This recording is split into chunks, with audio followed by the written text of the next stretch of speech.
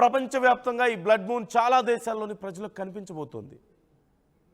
చాలామంది తమకున్నటువంటి నమ్మకాలతో చాలా భయపడుతున్నారు.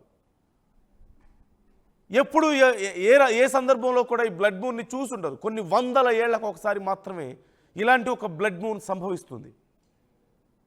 సహజంగా చిన్నపాటి మార్పుల వల్ల మన ఖగోళంలో, మన స్పేస్లో చిన్నపాటి మార్పులు కూడా మానవాళి మీద, భూమి మీద చాలా ఎఫెక్ట్ చూపిస్తుంటాయి కదా. మరి దీని ప్రభావం ఎలా ఉండబోతుంది? ఇది చాలా కీలకంగా మారింది.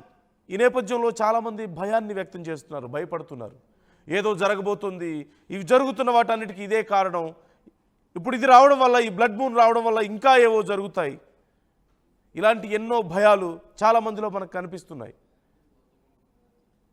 కొంతమంది పండితులు కూడా దీనికి సంబంధించి మాట్లాడుతున్నారు. ఈ ప్రకృతి వైపరీత్యాలు జరుగుతున్నాయంటే ఇదిగో ఇలాంటివే కారణం అని చెప్పి మాట్లాడుతున్న వాళ్ళు కూడా లేకపోలేదు.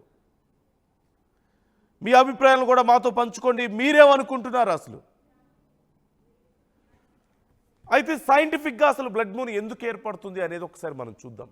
లూనర్ ఎక్లిప్స్ కామన్గా జరిగేటువంటి ఒక ప్రక్రియ, కానీ పూర్తి స్థాయిలో చంద్రగ్రహణం ఏర్పడడం వల్ల ఈ ఎఫెక్ట్ ఉంటుంది.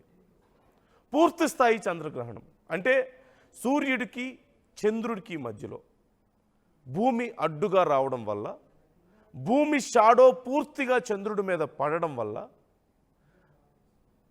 మామూలుగా అయితే ఒక షాడో పూర్తి స్థాయిలో దేని మీదైనా పడింది, అసలు దాని మీద లైట్ ఎక్కడా లేదు అంటే కనిపించదు, ఆ వస్తువు కనిపించదు, లేదంటే నల్లగా మారిపోతుంది. కానీ మరి బ్లడ్ మూన్ ఎందుకు ఏర్పడుతుంది? Why is it red colour? కొంతమంది సైంటిస్టులు చెప్పేది ఏంటంటే it's not red, it's a copper colour, copper mixed ఉంటుంది, రాగి రంగులో కనిపిస్తుంది అనేది కొంతమంది చెప్తున్నారు.